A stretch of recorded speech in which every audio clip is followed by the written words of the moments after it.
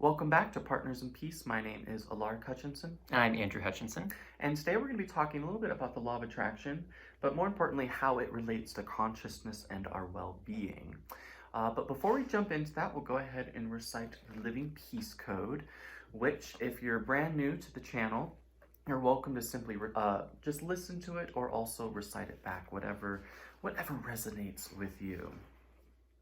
Taking a deep breath in. Peace. Peace. People embracing a conscious evolution. People embracing a conscious evolution. I am the master of my life. I am the master of my life. I master my thoughts. I master my thoughts. I master my impulses. I master my impulses. I master my emotions. I master my emotions. I see through illusion. I see through illusion. There is no ignorance. There is no ignorance. There is no chaos. There is no chaos. There is no duality. There is no duality. I forever seek and cultivate. I forever seek and cultivate Understanding. understanding, Harmony. harmony, And transcendence. and transcendence. Everything is impermanent. Everything is impermanent. Change is the only constant. Change is the only constant. I release my attachments to the mundane world. I release my attachments to the mundane world. I release my attachments to what I know. I release my attachments to what I know. I release my attachments to who I am. I release my attachments to who I am. I relinquish I relinquish myself. myself. I am peace. I am peace. People embodying a conscious evolution. People embodying a conscious evolution. Taking a deep breath in. And what do we often like to point out? That at the beginning of the code, we're embracing the tenets, and at the end of the code, we're embodying the tenets. Fantastic. Thank you so much. Mm-hmm. So before we begin, do you have any insights you'd like to start us off with, Andrew? Sure. So when it comes to things like consciousness, law of attraction, I tend to think a lot about how those relate to self-awareness. And so something that I take into consideration is when I look out into the world or I meet someone, and so I either see something or meet someone and either just bring up something within me that I perceive as to be negative or rubs me the wrong way for some reason. I have, through the teachings in the Living Peace Code, I've learned to start, instead of wishing that whatever that situation is or that person or who that person is, instead of wishing that they or that was different because it makes me uncomfortable, I've learned to start asking what about them or the situation makes me uncomfortable. Because I think when we realize that our perceptions come from within and that other people and situations are not the problem, we can then start looking into ourselves to find more solutions. Absolutely. Thank you. Mm-hmm. So that actually leads me into a thought that I wanted to share today, which this is from Shantideva, an 8th century Buddhist monk, and he was famous for creating a guide to the Bodhisattva's way of life.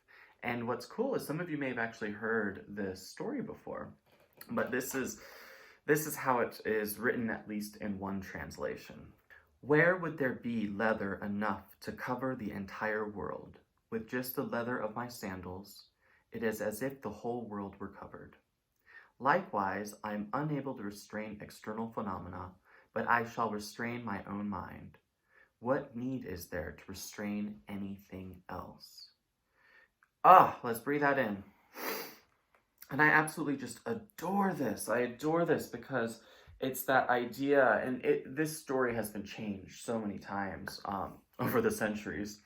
And most commonly, modernly, it's talked about how a man keeps stepping on thorns and he's sick and tired of always stepping on thorns. And so he's a leather worker, and he just, from his home, he slowly just starts to cover the world with leather so that he can walk everywhere.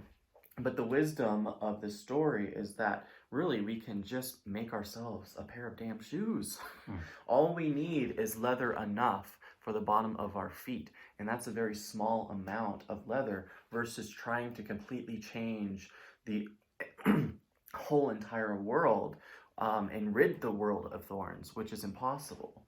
And so Shantideva later goes on to say that restraining the mind, rather than trying to restrain all the thorns of the planet and all the phenomena that triggers us, we simply learn how to restrain our mind. And that's what I love so much about living peace is, the first three tenets are mastery of thought, mastery of impulse, and mastery of emotion. And so the first third of the book is all about training our own well-being, training our own mind, behavior, and emotional state so that we are not constantly being triggered by life. But here's the fascinating thing. When we are triggered, as Andrew was bringing up previously, it is such a beautiful opportunity to actually go inward and explore that. And so we're going to go ahead and transition now and talk more about law of attraction and consciousness and how that relates. So a fun thought that I wanted to share today is the difference between acknowledgement and complaining. And before I even jump into that, when I made the choice to stop complaining, holy guacamole, that completely changed my life. And I gotta be honest, this past hour, many months, it slowly started creeping back in. And it's interesting how what I realized why it's creeping back in is that a lot of the foundation of complaining sometimes comes from a desire to be acknowledged and a desire to stimulate compassion from other people. Or it can be it could be a deflective mechanism as well. But ultimately, let's talk about acknowledgement and complaining. And what's fascinating is that there is beauty in complaining because it's often acknowledging, it's pointing out things that are not in alignment, things that we don't prefer. But what's interesting, especially with the law of attraction and consciousness, is that anytime that we're focused on complaint, it's literally just problem, problem, problem, problem, problem, problem, problem, problem, problem, times infinity. All our mind is going towards is just this energy of frustration, this energy of grief, this energy of being pricked, if you will. While acknowledgement can be done in a beautiful way to where it's not so much it can be a trigger, but it's not so much a problem. It's just recognizing that there's this thing that's in non-alignment, but I am interested in finding the solution. And so an example that I wanted to share today is that lately I've been working on my next book, Living Earth. And I notice my words. I keep saying that I'm running into writer's block, my mind is being fried, and it's like my mind is overheating anytime I work too long on it. So anytime people are asking me about it, or people are saying, hey, what have you been doing? And I'm like, well, I'm racking my brain trying to finish this damn book. So you can see that's a lot of buildup, that's a lot of resistance. And so instead of complaining about it, I can shift the vocabulary around to acknowledgement and flow and saying something along the lines of, I'm working on my book, and yes, I've been stumbling upon some blocks, but what's interesting is that anytime I bump into a block, it actually helps expand my mind more because I go into solution finding mode, and then it forces me to critically think. It encourages me, see right there, forces versus encourages. It encourages me to think, and all of a sudden I eventually enter back into that flow. And so I'm acknowledging that there's this thing that I do not fully prefer, but I can speak about it in a way that it still flows consciousness. Whereas I'm only dialed into the frustration bit of it. Who can relate to that? It's like if you want the solution, you have to change the dial on the radio. If all you're listening to is the drama and the drama and the drama and the drama versus the flow and the flow and the flow and the flow, the resistance, the flow, the resistance, the flow, that's a huge difference. And so rather than just simply talking about, like attracts like, thoughts become things, vibration, I kind of want to talk about the law of attraction more in a consciousness platform to wherever our mind is literally focused upon, it is going to change how we feel about things. And it's then going to change about how we speak about things, and how we're speaking and feeling about things. It changes our behavior.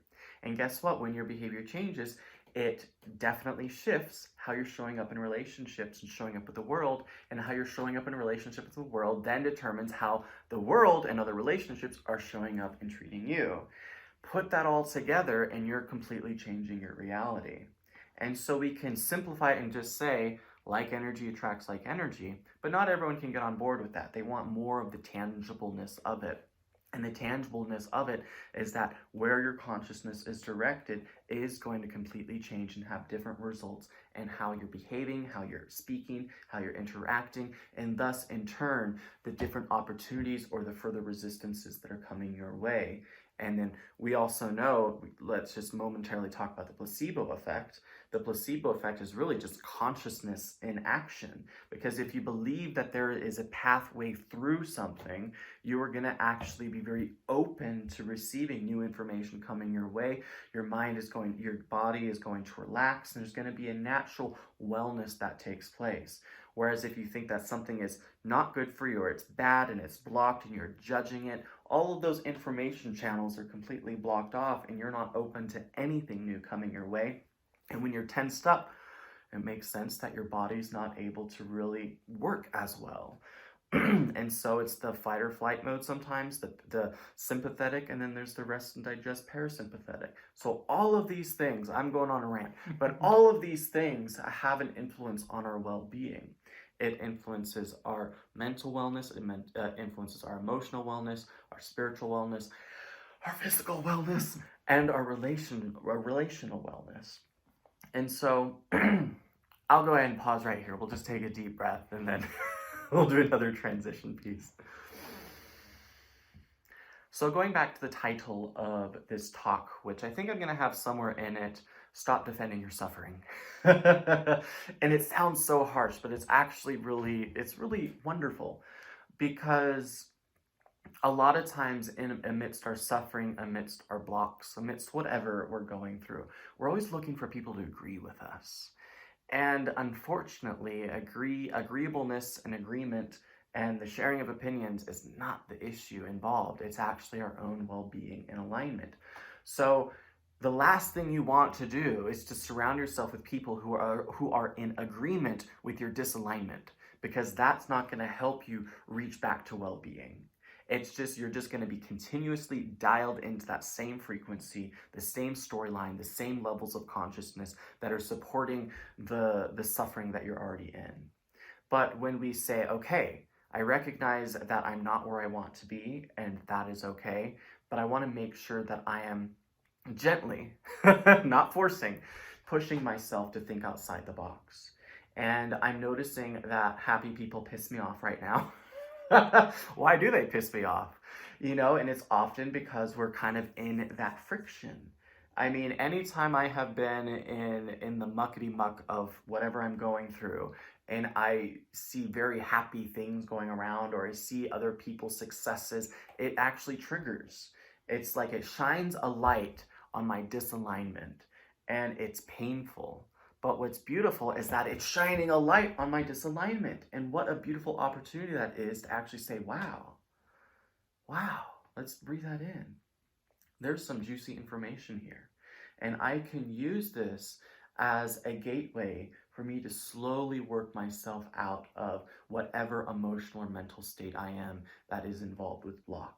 And it might even simply be just starting with the changing of our vocabulary, like what I shared with previously, and how I was just like, writer's block, frying on the mind. When in actuality, I'm just literally just focusing on the complaining of the problem rather than softening myself into the flow of well-being and directing my consciousness in that different direction. Isn't that juicy? And so let's breathe that in real quick. So, concluding all of that, let's make sure that we are not just simply seeking validation for people to validate our suffering.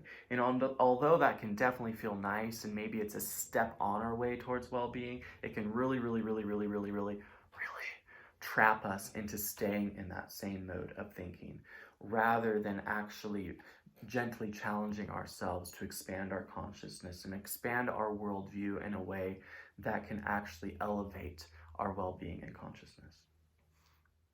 So Andrew, are there any concluding thoughts based off of our talk today that you'd like to share? So while you were talking, I thought of how you have another student who you imparted with a specific teaching who then reminds me a lot and keeps me going at it, where the simple phrase of saying, instead of saying I have to, saying I get to. And so, like, for instance, right now with the virus going around, so many of us might be saying, oh, I have to be at home now. I have to do these things. And if we just change it to I get to, it softens it so much, and saying, well, I get to be at home more now. I get to get cleaning projects done. I get to spend time with family members. I get to spend more time with my pets. I get to spend time with myself, look inward, practice more, so that way when this all ends and we start going out again, I have taken this time to get things done and to even grow. And so just that specific turn of a phrase. And then even with that, also, instead of just looking out, seeing the virus and just saying, I wish it would go away, and every day just getting lost in that, I want it to go away, I want it to go away, I want it to go away, you can accept that it's there and even take steps in order to either help yourself feel better, help others feel better. So for instance, yesterday, a community member stopped by and brought us a plate of mac and cheese and a card saying that she missed us. And just that was such a beautiful example of someone who might not be happy with what's going on around the world, but at home, she's saying, what can I do for others? What will make me happy? What will make them happy? And what can I do to spread a little more joy? And not only helped us lift our spirits, it helps us even lift our own outlooks and how we feel. And so all of that can just, even just a little bit, can start saying, well, that just is at least a solution to feeling better in this moment. And then now I can focus on more solutions. And then in a broader scale, we as society and nations can start looking at solutions too, to come out of this whole situation better than we were before. Absolutely. Thank you so much. Well, we want to thank all of you for joining in today, and we hope that today's sermon brought a little bit of inspiration your way. And we are definitely ready to see people in person again. But again, we're doing what we can. And on that note, we are contemplating, and I think for sure we're going to try it next week, to actually have a live sermon, a Zoom live. And so if you haven't already joined our emailing list via our website or our Facebook group, Dunisha Sanctuary Online, definitely join one of those platforms, either Facebook or our newsletter, because that's how we're going to be sending out the Zoom link if this is something that you'd like to experience live and join us for. But other than that, links are down below, and we know money's tight for everyone right now, but if you are able to, any amount of donation definitely supports us and helps us continue our mission. And we can't wait to see y'all next week. So until then, blessed be.